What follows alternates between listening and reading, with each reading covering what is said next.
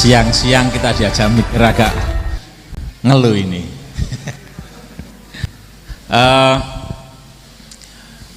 Saya agak mikir tadi. Ya mikir speednya tinggi mikirnya tadi. Biasa mendengarkan ceramah panjenengan yang di YouTube agak ringan. Ini agak karena sudah mikir agak berat. Ini barangkali ada yang bertanya, dipersilahkan. Sebelum ada pertanyaan saya dulu ngawali gini Bu ya, bagi ya usia-usia mahasiswa ini ekspresi beragamanya itu mungkin ya sedang semangat-semangatnya, tapi ketika di era artificial intelligence ini, apa sih fungsi sanad ngaji? Kalau mungkin sekarang wis golek nanggone YouTube, apalagi tugas mata kuliah, wis cari di Google. Nah, ya beres. Ini untuk apa? Meyakinkan kepada generasi-generasi kita usia-usia mahasiswa ini bahwasanya sanad itu sangat ya perlu dipertimbangkan, sangat penting untuk bagaimana kita mengkaji sebuah keilmuan. Barangkali ini mungkin perlu penjelasan itu. Kemudian ya saya kira itu dulu untuk pancingan yang lain. Pertanyaan saya satu itu. Barangkali lain ada 3 penanya. Maju mas biar mic-nya agak penak. Oh siapa ini Pak? Oh bukan mas, ternyata bapak.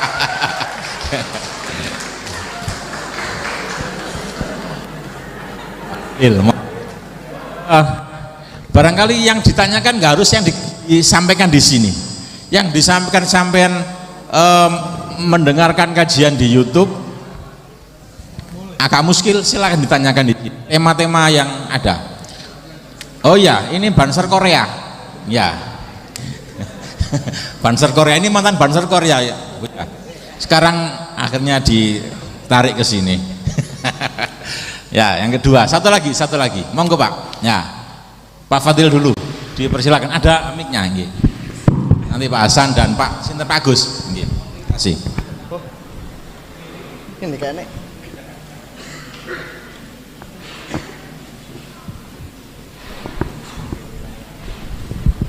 Assalamualaikum warahmatullahi wabarakatuh. Yang kami muliakan Abu ya Dr. Rozi Hashim LCMA. Alhamdulillah menarik sekali pemaparan tentang keaswajan, walaupun tidak secetel yang kita harapkan karena ini seminar singkat ya. Langsung saja yang mau saya sampaikan dalam kitab Al-Kawakib Al-Lama'ah ya, yang pernah saya pelajari, ada beberapa hal yang belum saya pahami tentang perkhilafan antara Maturidiyah dan Asy'ariyah. Kalau nggak salah dalam teksnya itu bainat ta'ifataini ay bainal Asy'ariyah wal Maturidiyah ikhtilafun fi ba'dil masail usul.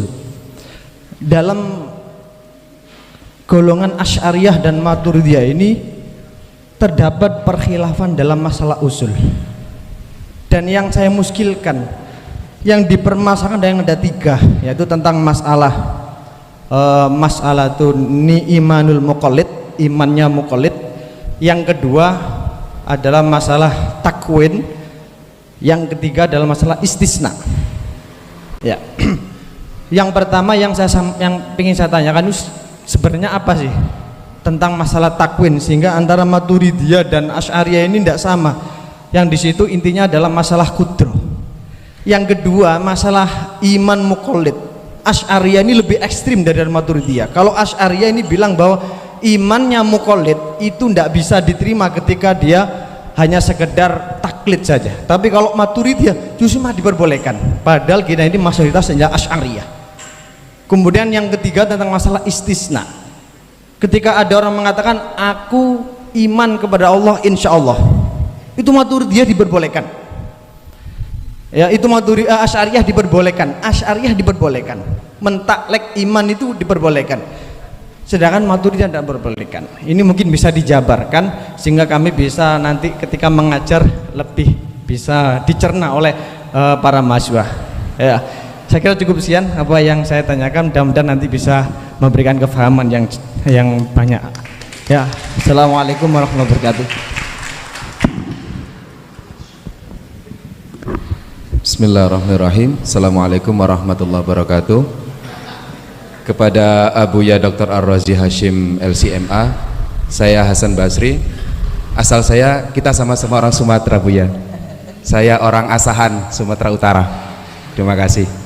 Di sini dengan perkembangan zaman, ilmu tasawuf selalu menjadi perdebatan dengan orang-orang yang terbiasa dengan kehidupan yang nyata, bisa dianalogikan.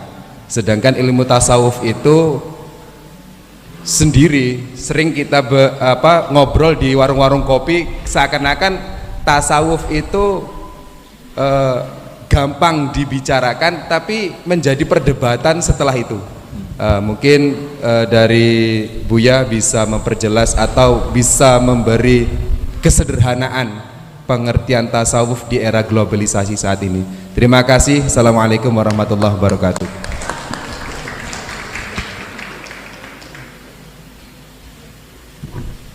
Assalamualaikum warahmatullahi wabarakatuh. Alhamdulillah Buya, saya diizinkan Allah ketemu Buya. Saya setiap hari membuka YouTube Buya. Ya, alhamdulillah. Saya di sini kepingin semua ini nanti ditalkin zikir Buya. Artinya biar hatinya tenang. Karena setelah saya mengucapkan Allahumma salamu alaika ya Sayyidi ya Rasulullah, dengan salamu alaika ya Sayyidul Mahdi Khalifatullah, dan assalamu alaika ya Sayyidina Khidir Balya bil Malkan bin Albas, ini hati saya tenang. Itu saya ingin tahu ada apa sebetulnya Buya di sana. Dan ini kalau mereka tentang aswaja, karena saya juga dosen dan juga saya di pemerintahan, supaya saya tidak stres, saya bagaimana supaya kita bisa ma'rifatullah.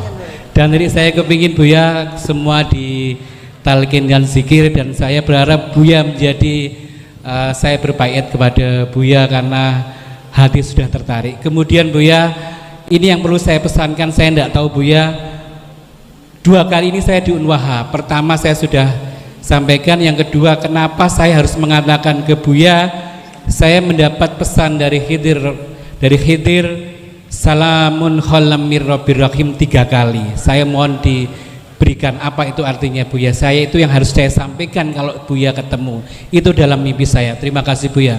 Assalamualaikum warahmatullahi wabarakatuh. Waalaikumsalam warahmatullahi wabarakatuh. Oke. Terima kasih.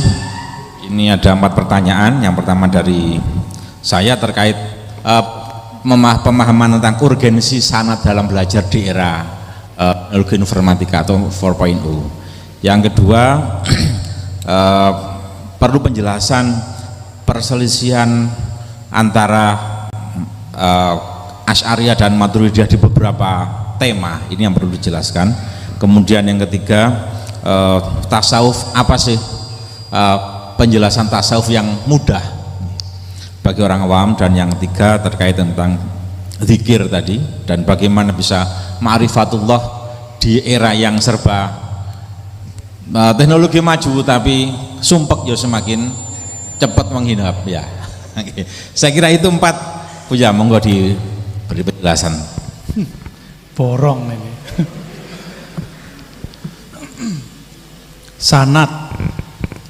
Sanad itu gini aja. Pernah kursus bahasa Inggris? Pernah otodidak bahasa Inggris? Mana yang lebih cepat? Kursus. Saya sudah setahun belajar bahasa Jerman via YouTube, nggak berhasil. Thoriqat al-Youtubiyah. Tapi bisa baca aja. Udah bisa baca, tapi sulit untuk memahami karena ada grammatical khas yang mesti saya baca, pelajari dari gurunya. Itu nasib al-Youtubiyun. Dulu di masa ahlul hadis disebut dengan as-suhufiyah, as-suhufi. Sampai ada ungkapan ulama salafus saleh, dinukil oleh Imam Suyuti, la yu'khazul ilm anis suhufi. Tidak boleh ngambil ilmu dari orang yang otodidak pada lembaran teks. Kalau sekarang la yu'khazul ilm anil yutubi. Begitu kalau diturunin.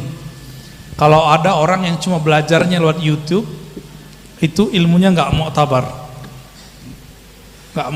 hatta yaltaqiya bihi, sampai dia emang langsung berguru kepada orangnya. Kalau nonton YouTube bisa sambil tiduran nggak? Tidurannya gimana? Kakinya naik satu kan? Bener. Kalau yang banat nih nggak pakai jilbab, coba berani nggak ngaji depan kiai sambil tiduran kaki naik? Maka al-farq al-azim baina man yatalaqqa al-ilm min shaykhihi hadiran wa man akhazahu min al-wasail al-ilamiyah huwa tahqiqul adab. Jadi perbedaan besar antara orang yang talaki langsung ngaji bersanad dengan orang yang tidak bersanad yang cuma lewat sosial media adalah penerapan adab. Adab itulah menurut saya yang membuat ilmu itu dalam, luas. Kalau maklumat kita bisa ambil dari Google. Google buatan siapa? Yahudi, Amerika. Masa kiai akidah Asy'ari, mazhab Syafi'i, Thariqat Syazili, Naqsyabandi, Qadiri, Idrisi mau ngajar browsingnya ke Google? Kenapa nggak browsing kepada marojek yang sudah ada? Kenapa nggak browsing kalau dia mau ngajarin tasawuf? Tasawuf kan mahalnya kolbu dan ruh. Kenapa dia nggak menggoogle kolbunya? Bisa di-search di sini. Itu namanya Khidiriyah. Ilmu Nabi Khidir itu bukan ilmu yang mastur fil kutub, bukan yang tertulis di kitab, tapi yang madfun fis sudur, yang terkubur di dalam diri. Ini yang disebut Thariqah al-Khidiriyah. Mesti ada pembimbingnya. Kalau enggak ntar salah Khidir, jadi Khidur. Bukan ketemu Nabiullah Khidir alaihissalam Balia, malah ketemunya sama Azazil, iblis laknatullah alaih. Dan itu mirip-mirip, polanya mirip, polanya hampir sama. Sama-sama dapat ilham, tapi ini ilham Rabbani, ya ini ilham Azazili, dua hal yang berbeda gitu. Jadi yang pertama tadi, kenapa perlu ada sanad? Di situ ada barakatul adab, keberkahan adab. Adab itu yang luar biasa. Dan yang kedua, ini praktek. Nabi ngomong, "Shallu kama ra'aitumuni usolli." Salatlah kamu seperti engkau melihat aku salat. Bukan seperti kamu baca di kitab. Seperti engkau melihat aku. Ada yang lihat Nabi? Mimpi Nabi aja kayaknya cuma 1-2 orang ini. Ya, jujur aja nggak apa-apa kok. Terus kita belum lihat Nabi, gimana cara sholat? Maka kita harus cari sahabat yang pernah melihat Nabi sholat. Adakah sahabat Nabi yang masih hidup? Nggak ada. Maka kita cari murid sahabat. Adakah murid sahabat tabi'in yang masih hidup? Nggak ada. Terus sampai sekarang murid dari murid dari murid dari murid sampai kepada Mbah Wahab Hasbullah, sampai kepada muridnya, keturunannya, masyaikh yang kita temuin sekarang. Itu yang disebut kama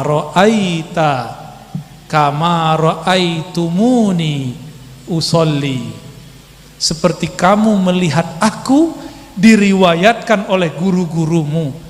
Jadi fuqaha itu ruwatul af'al, wal muhaddisin ruwatul aqwal. Fuqaha periwayat af'al, perbuatan Nabi, sedangkan ahli hadis periwayat aqwalnya Nabi. Jangan dibentur-benturkan. Jadi fikihnya Mbah Wahab, fikihnya Hadratus Syekh Syekh Asy'ari, fikihnya ulama-ulama kita ini itu riwayat juga dan ada sanadnya, nyambung kepada Rasulullah sallallahu alaihi wasallam.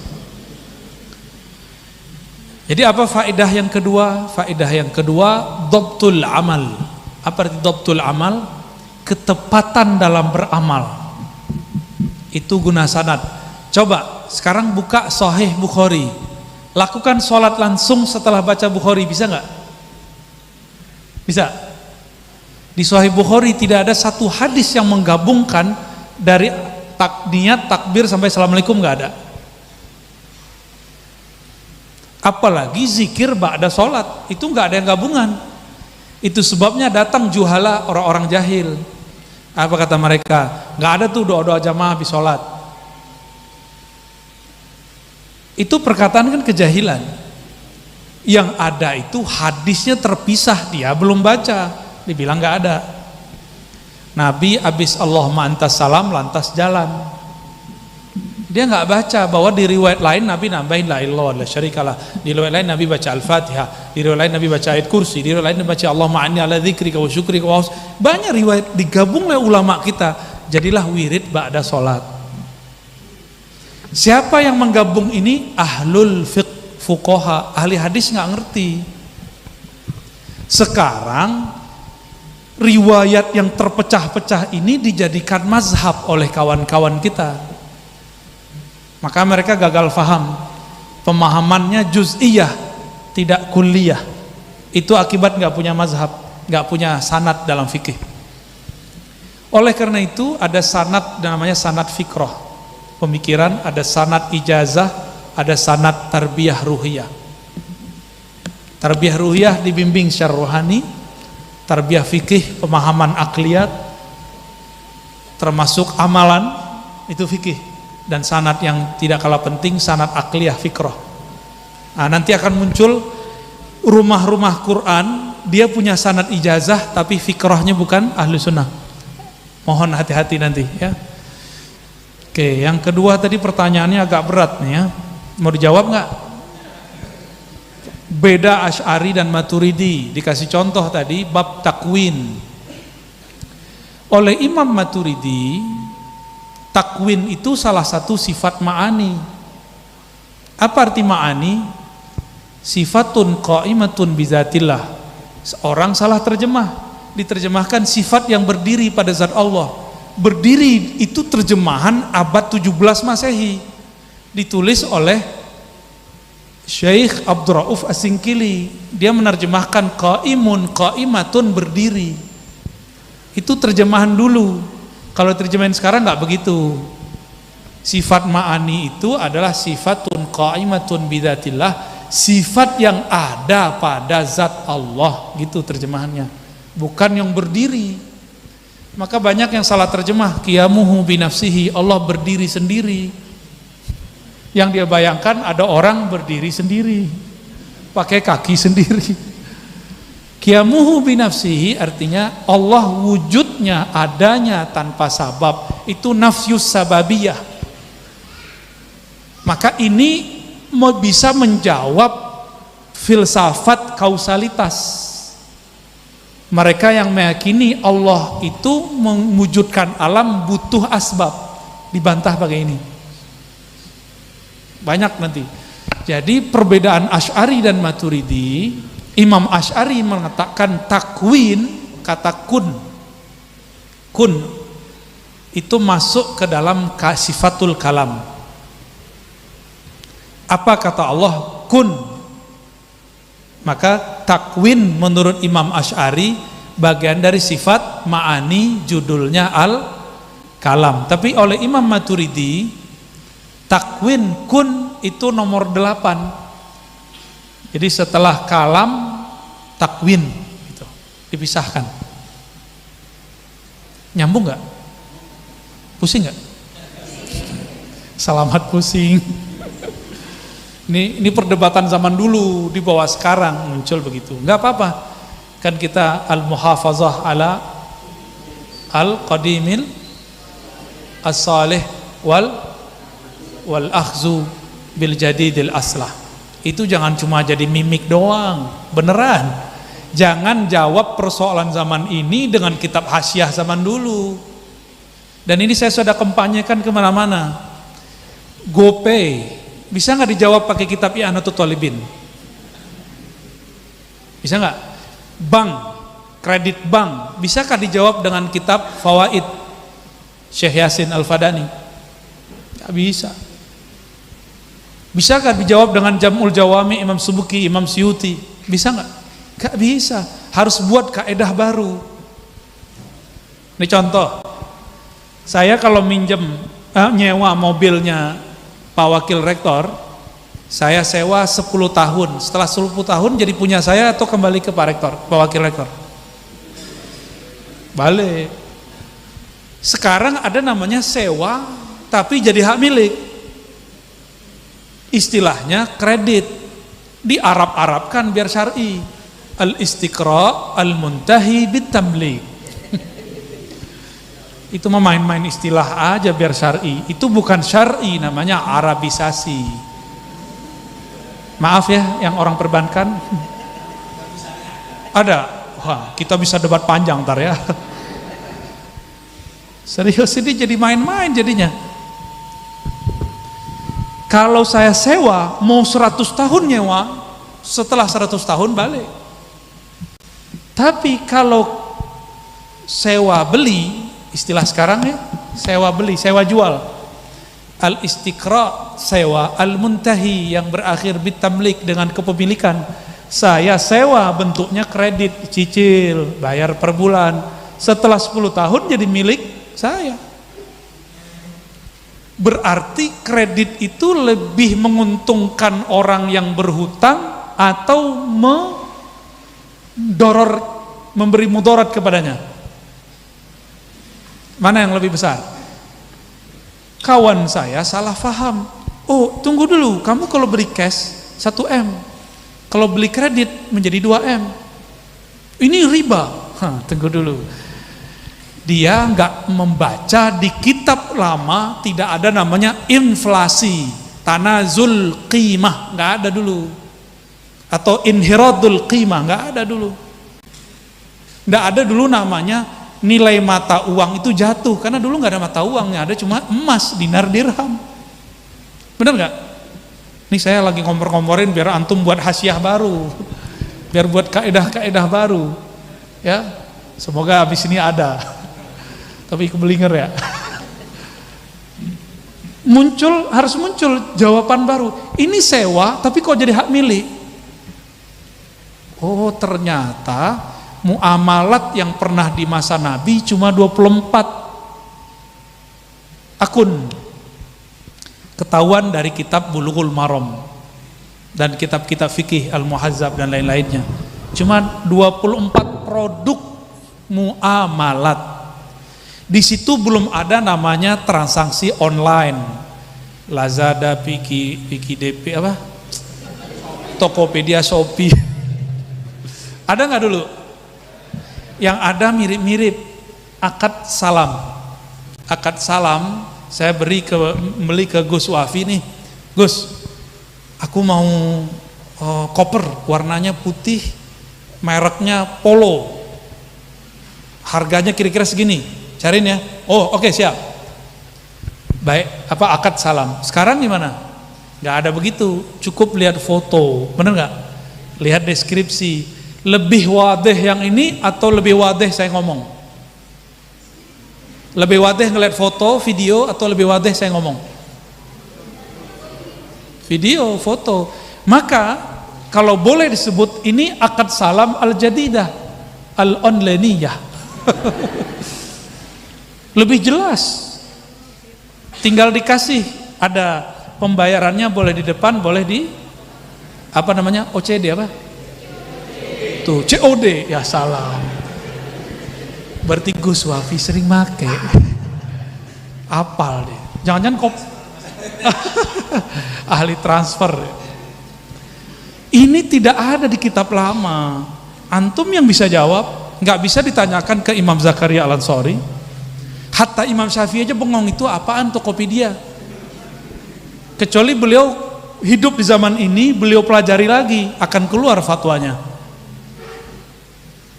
Dulu nggak ada inflasi, inflasi pun nggak berarti.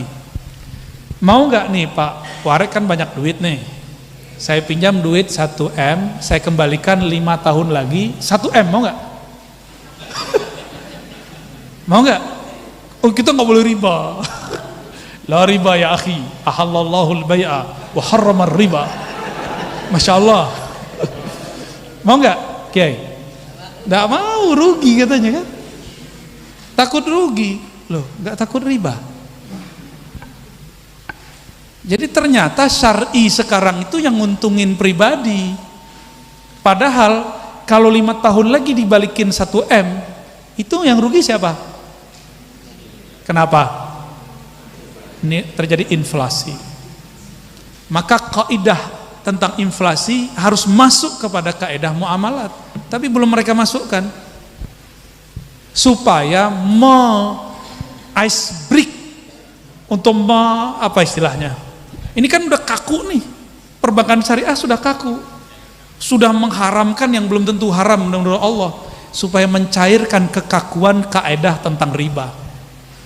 Biar nggak salah paham, karena ini belum masuk babnya, bab inflasi belum dibahas. Gitu. Tuh kan, sesat kan antum sama aneh. Bukan kita mau menggugat fikih terdahulu, enggak. Itu yang kita sebut al-akhzu bil jadidil aslah. Karena dulu nggak ada produk-produk ini. Kredit nggak ada dulu. Riba nasiah beda dengan kredit. Bank ada nggak dulu? Nggak ada. OJK ada nggak dulu? Duit rupiah ada nggak dulu? Nggak ada. Maka menjadikan kaedah lama untuk kaedah sekarang itu zulmun, itu kezaliman, nggak boleh. Inilah kenapa saya 10 tahun lebih mengharamkan perbankan, tapi kemudian sekarang membelot, membela bank syariah, harapannya disempurnakan. Tapi saya mulai buka akun bank konven. Menurut saya biasa sama aja, tuh kan nanti pada berguguran nih mahasiswa syariah nih. Justru nanti antum buat kaedah sendiri, buat disertasi, buat tesis yang kemudian menyempurnakan kaedah-kaedah yang belum selesai. Ya, kaedah itu buatan Nabi atau buatan fuqaha? Fuqaha muqaddasah amla, suci, boleh dikritik, boleh direvisi, boleh. Ya, seharusnya kaedah-kaedah itu sekarang banyak direvisi, gitu.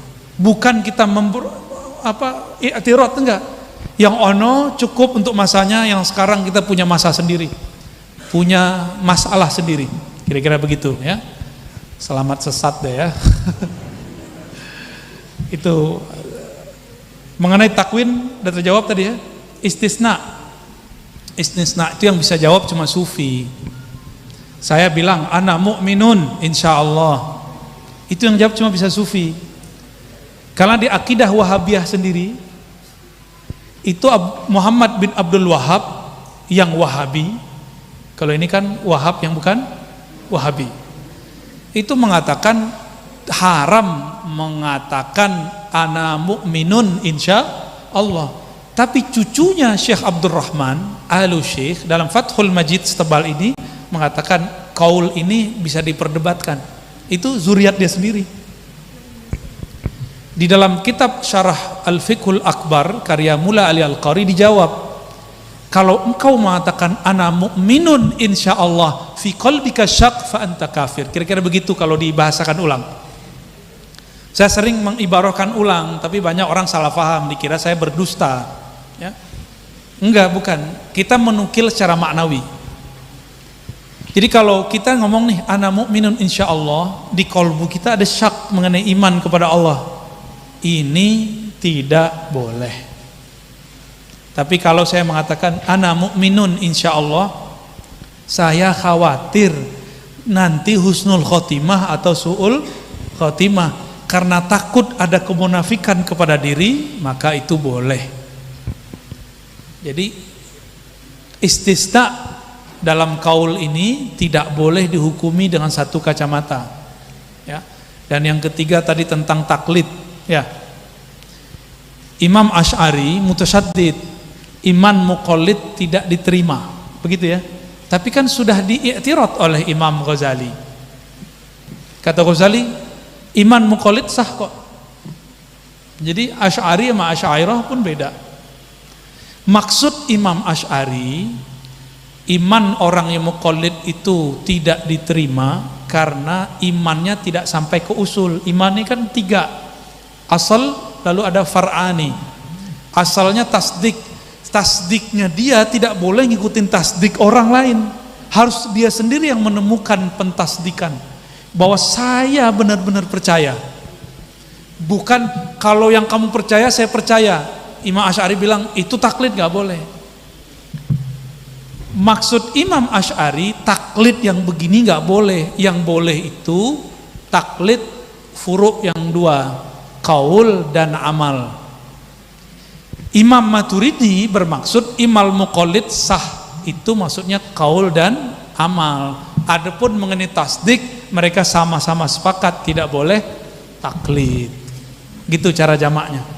Maka ikhtilaf bainal Asy'ari wal Maturidi innama huwa fi dauril lafzi la fi dauril ma'ani, fi dauril alfazi la fi dauril ma'ani. Hanya pada zona lafaz istilah, bukan masuk pada bab makna. Akidah mereka sama meskipun la yaltaqi ba'duhum ba'dha, ya. Dan saya bermimpi nanti di kampus-kampus kita muhadarahnya bil Arabiyah, walaupun cuma 1 kelas 2 kelas seminggu, biar nanti orang Arab ngaji ke sini, ya. Gimana Pak Warek? Pak Dekan? Ada 1 jurusan lah, ya. Walaupun bahasa Arabnya bahasa Arab Jawa. Alhamdulillahirabbil alamin. Kaif haluk ayuhal ikhwah? Ana bi khair. Al nabda'u bi babi al-muraqabati. Al-muraqabatu huwa iya. Ya salam. Enggak apa-apa. Ya. Bil Arabiyah. Arabiyah lahjah al-jawiyah. La bas. Orang Yaman pakai lahjah sendiri, orang Suriah pakai lahjah sendiri, orang Mesir pakai lahjah sendiri. Kenapa kita nggak boleh pakai lahjah jawiyah kita, ya nggak apa-apa, pede aja. Kiai Ali Mustafa Yakub 9 tahun di Saudi, Arabiyahnya kata kawan saya, kok Arabiyahnya Arabiyah Jombangiyah ya? Karena beliau 9 tahun di Jombang. Ya saya bilang, itulah kiai kami. Ya udah deh, cukuplah. Ya, naktafi ya. Enggak, talqin itu ada syarat-syaratnya. Syarat terpenting itu ahwal kolbu saya. Tapi kolbu ini berkaitan dengan kolbu peserta. Itu masalahnya. Dan dia satu kontak. Kolbu itu ya arif ba'duhu ba'dah. Satu aja coba-coba, satu aja yang masih syak ini apa, itu di sini nggak bisa buat deh. Sama sekali. Walaupun di depan ini cuma 3 orang 2 orang, tapi di depan saya ada 1 juta, satunya semuanya tasdik. Al arwah junudun mujannanah, akan langsung talqin itu mengalir saja. Itu terjadi di Kalimantan Selatan sama di Jambi. Kemudian kemarin waktu kita buat daurah di Bogor, gitu, itu terjadi begitu aja ngalir. Karena saya tidak pernah berniat punya banyak murid dan tidak pernah mengobrol talqin, apalagi baiat. Dan sekarang saya menyampaikan kepada kawan-kawan saya yang muda-muda nih, kita muda-muda, masih muda nih Kiai ya, masih muda, bahwa baiat itu sebenarnya hanya hak Rasulullah dan wali-wali ghaus. Saya bukan al-ghaus, maka baiat bukan kepada saya. Saya hanya mengambil keberkahan talqin. Ternyata di torikot-torikot daerah yang disebut baiat itu ngambil talqin. Jadi kita bedain ya, baiat itu sumpah setia dan itu berat. Cukup talqin saja. Nanti kalau ketemu mursyid mana saja ambil talqin, tapi jangan ambil baiat. Karena baiat itu sam'an wa ta'atan, hadiran wa ghaiban, hayyan wa mayyitan. Berat nanti. Itulah yang terjadi sekarang di beberapa mursyid yang wafat, muridnya kelimpungan. Karena dulu berbaiat sama gurunya. Kalau mursyidnya kasaf kan enak, kalau muridnya kasaf, gurunya kan gak mati, cuma pindah alam. Tapi kalau muridnya gak kasaf, gurunya mati, nangis-nangis di kubur, Mbah Yai. Maka murid yang belum kasyaf, belum kamil, dia mesti cari mursyid baru. Tapi murid yang sudah mukasyafah, kamil, mukamil, dia nggak perlu cari mursyid baru. Dia kapan aja bisa ketemu gurunya. Makanya Abu Bakar nggak perlu cari nabi baru kan? Nabi wafat, benar nggak? Umar cari nabi baru nggak perlu. Beliau sudah sempurna. Perangkat-perangkat nubuat sudah diturunkan ke Abu Bakar.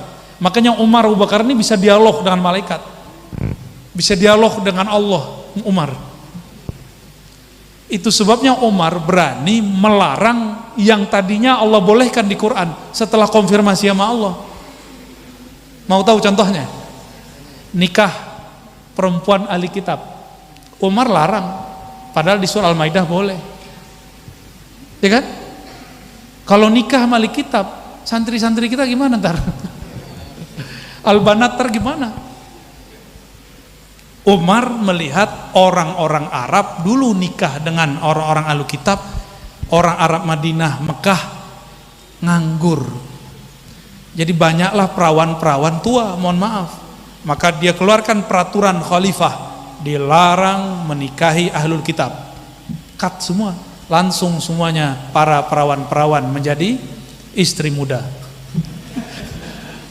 Dulu biasa itu, kalau sekarang jadi luar biasa. Umar bisa muhadasah dengan Allah. Itu perangkat nubuah namanya. Tapi orang Syiah suudzon sama Umar, dibilang Umar ini yunkirul Quran, inkar kepada Al-Quran, ya. Jadi mohon maaf nih para kiai, para gus, para mahasiswa, para dosen, saya kalau mentalkin ngikutin ahwal rohani saya, ya, dan itu nggak bisa dibuat-buat, ya. Maka biasanya kita buat di majelis, karena orang yang datang ke majelis itu betul-betul dia ingin tasdik. Mungkin fil mustaqbal fi ayyi waqtin ma najtami' fi ma'hadikum summa nulaqqinukum biiznillah. Kalau ada waktu nanti, kalau Allah ridha, Allah izin, nanti kita ngumpul di majelis, ya, nanti kita talqin. Siapa yang emang pengen talqin pasti datang, dan emang harus dijadwal talqin zikir gitu. Insya Allah. Dan terakhir tadi nyebutin salam ke Nabi Khidir, ya. Salatu salamu alaika ya Sayyidina Rasulullah, Sayyidina Mahdi, Sayyidina Balya. Kok bisa bikin adem? Karena mereka masih hidup dan mereka ada. Ya, yang ada pada Al-Mahdi itu sirnya Ahmadi. Yang ada pada Sayyidina Balya itu adalah makrifat-makrifat yang semuanya sudah ditransfer kepada Al-Mahdi. Makanya Nabi SAW mengatakan ismuhu yuwati usmi. Isim ini bukan isim KTP, ini ismul haqiqah. Ismul haqiqah kata Bajuri adalah keuluwul makan, uluwud darajat, ketinggian derajat, wa uluwul ilm, wal wasam, yani alamat, tanda-tanda Nabi, ketinggian darajah Nabi ada pada dia. Maka Al-Mahdi itu pengalaman ruhani saya, beliau sudah ada, termasuk Dajjalnya sudah ada, barengan ya. Ini terakhir ya, Nabi Musa, sebelum Nabi Musa, Nabi Nuh mengingatkan umatnya supaya hati-hati sama Dajjal. Nabi Ibrahim hati-hati sama Dajjal. Nabi-nabi semuanya mengatakan hati-hati kepada Dajjal. Nabi Musa cuma berani negur, Samiri, ma khotbuka ya Samiri. Giliran Harun dipegang jenggotnya, giliran umatnya disuruh bunuh diri. Tapi pas melihat Samiri, itu bulu romanya Nabi Musa berdiri. Ini bukan orang biasa ini. Ternyata Samiri itu nama kecilnya Musa bin Sam'un. Maka ada dua Musa berhadapan. Musa bin Sam'un kecilnya juga diajar Jibril, sempat dibawa terbang kemana-mana. Maka berkalamlah para ulama kita. Musa, ada dua Musa. Musa allamahu Jibril fa asbaha dajjala. Musa allamahu Fir'aun fa asbaha rasula. Ada satu Musa diajarin oleh Jibril tapi jadi Dajjal. Ada Musa kedua dirawat oleh Fir'aun tapi malah jadi Rasulah. Ini pola akhir zaman begini. Nanti akan ada orang dididik oleh wali tapi dia jadi wali setan. Ada orang yang hidupnya di tempat maksiat, tempat kesesatan, tapi justru dia jadi wali Rahman. Kenapa? Wali Allah itu pilihan dari masa azaliyah, alam ruh sampai sekarang.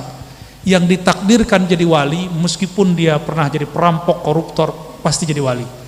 Fudail bin Iyad itu perampok, suka merokosa perempuan, tapi takdir dia di masa azaliyah jadi wali.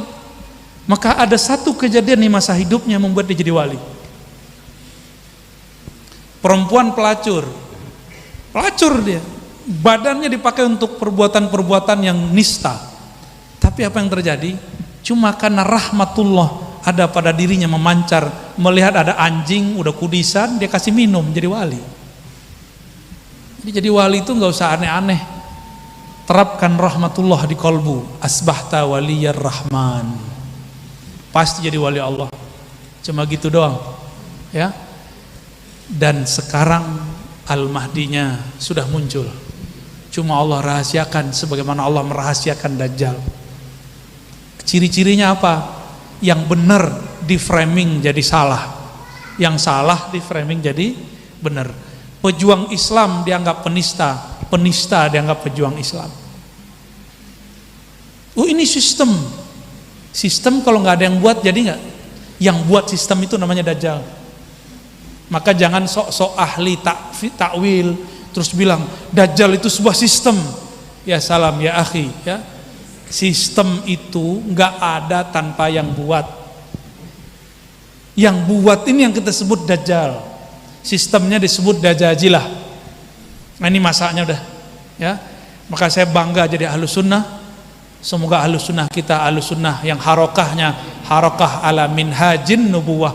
Jadi nanti harokah kita harus minhaj nubuwah. Nubuwah itu lewat khidriyah. Harus jadi sufi. Sufi itu bukan orang-orang yang kemana-mana menunduk, enggak. Sufi itu kolbunya ma'allah wa jismuhu ma'al khalq. Dia boleh yatamatta' bid dunya, lakin la ya'kul dunya fi qalbi. Ya, la yadkhul dunya fi qalbi. Enggak masuk dunia ke kolbunya. Boleh menikmati dunia apa aja, tapi jangan sedikit pun mobil masuk. Enggak boleh. STNK-nya aja boleh masuk. Apalagi mobilnya. Uniknya kolbu, rumah bisa masuk ke dalam kolbu. Hanya itu. Jadi di akhir zaman, ayo nikmati hidup akhir zaman, tapi jangan masukkan kenikmatan ke dalam ini. Itu aja, ya. Wallahu a'lam bishawab.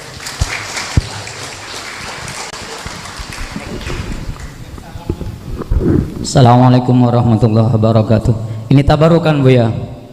Kula juga singkat dan padat. Singkat dan padat. Ini tabarukan tentang hadis biar kita itu ta'alluqnya kepada Rasulullah semakin cinta. An Abi Musa qala qama fina Rasulullah sallallahu alaihi wasallam bi khamsi kalimatin faqala inna Allah azza wa jalla la yanamu wa la yanbaghi lahu an yanama yafidu as-siqtah wa yarfa'u ilayhi 'amalul layl qabla 'amalin nahar wa 'amalun nahar qabla 'amalil layl hijabuhun nur. Riwayat Abi Bakrin an-nar law kashahu la harakat subhat wajhi man taha ilaihi basaruhu min khalqihi. Rawahu Muslim hadis 179. Yang kulo tanyakan ngoten Bu ya. Kita di dalam Asy'ariyah itu Allah itu laisa bijismin wala bighairi jismin. Lah sedangkan teng mriki hadisnya kayaknya itu maaf Bu ya. Kayaknya ya, nyun diterangkan mawon gini. Lau kasyafahu la harakat subhatu wajhi man taha ilaihi basaruhu min khalqihi. Tafadhal. Wajhullah itu yang mau ditanya, ya. Wajhuhu.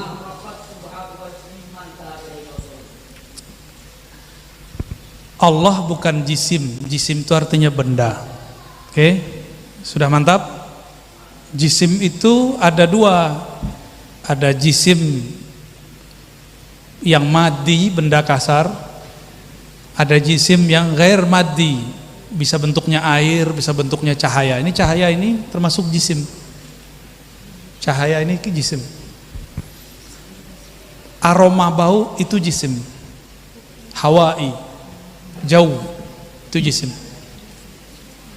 Allah laisa bijismin, begitu ya. Wajah ini ada rupanya enggak? Kata wajah di dalam Al-Quran bukan wajah dalam bab urfi. Wajah urfi itu yang disebutkan di dalam beberapa ayat. Misalnya faksilu biwujuhikum, itu wajah yang disebut secara lughatan dan urfan. Tapi ada wajah bukan secara uruf, wajah secara ma'rifat. Nah, ini saya udah sering saya jelaskan sebenarnya. Wajhullah bukan muka seperti ini, karena Allah laisa bisuratin wala bisyaklin. Lalu apa yang disebut surah? Apa yang disebut wajah? Al-wajhu ma yatawajjah ila nahiyatin au nahiyat mutaaddidah. Wajah itu yang menghadap. Maka saya tanya kepada Pak Warek nih, kalau mandang orang yang dipandang wajahnya bukan? Terus kita kalau memandang pakai wajah juga bukan? Benar? Yang dipandang dada saya Pak, wajah, benar. Terus Pak Warek mandang dengan wajah atau dengan kolbu? Atau dengan punggung? Bisa nggak munggungin sampai lihat? Ini wajah jismiyah. Wajah jismiyah itu butuh tempat. Kalau melihat butuh arah. Ma yatawajjah ila jihatin au nahiyatin, mengarah ke satu tempat atau syatrah. Fawallu wujuhakum. Nah, ini masih wajah secara lughatan dan secara urfan. Fawallu wujuhakum syatral masjidil haram. Ini wajah jismiyah. Pertanyaannya, Allah laisa bijismin? Naam, Allah bukan jisim. Maka wajahnya bukan memandang kepada nahiyah. Terus apa yang di hadapan wajah Allah itu apa? Dijawabnya gampang, cukup pakai kul huwallahu ahad. Ini yang kita jelaskan di Den Anyer tadi. Tadi sih antum gak dateng ya. Coba ya, nyari linknya aja. Kullu syai'in halikun illa setiap segala sesuatu halik, mesti dia hancur binasa dulu kecuali wajahnya. Orang mujassimah yang terbayang wajah Allah tersisa, badan Allah hancur. Maka mereka membayangkan matahari, digambar ada matanya, terus ada bibirnya, jadi teletabis. Itu bayangan mereka, mujassimah. Bukan begitu. Kullu syai'un halikun illa wajah, itu thariqah ahlul ma'rifah.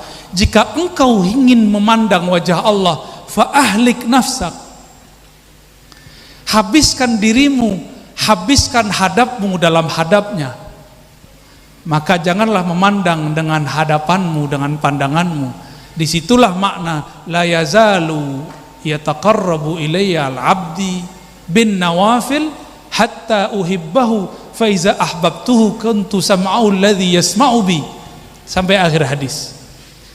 Senantiasalah hambaku mendekatkan diri kepadaku dengan nafilah.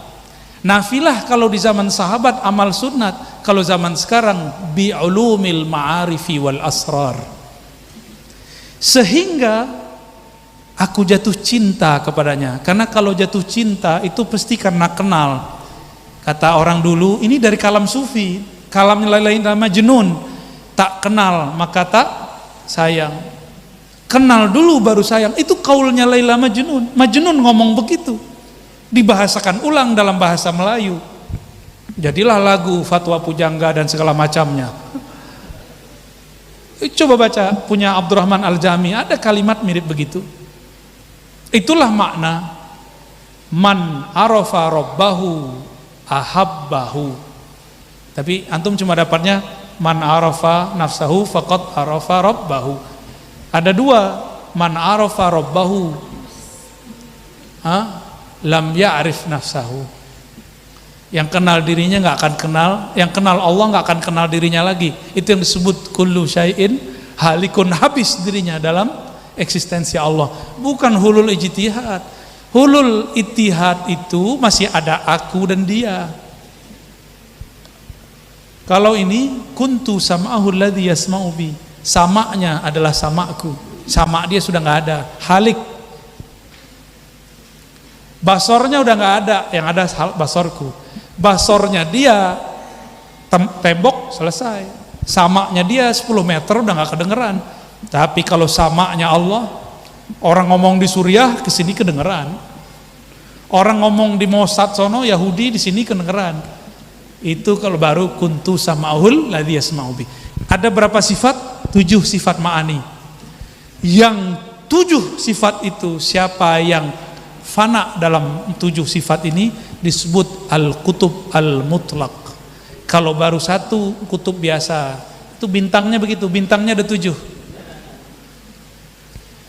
Lalu 2 lagi mana? Kan 9. Rahasia itu ya. Gimana? Mau diterusin? Udah lah ya. Paham nggak paham ya itu ya. Nanti kita lanjut, bentar kita lanjutkan setelah acara ini aja biar kita selesaikan dulu.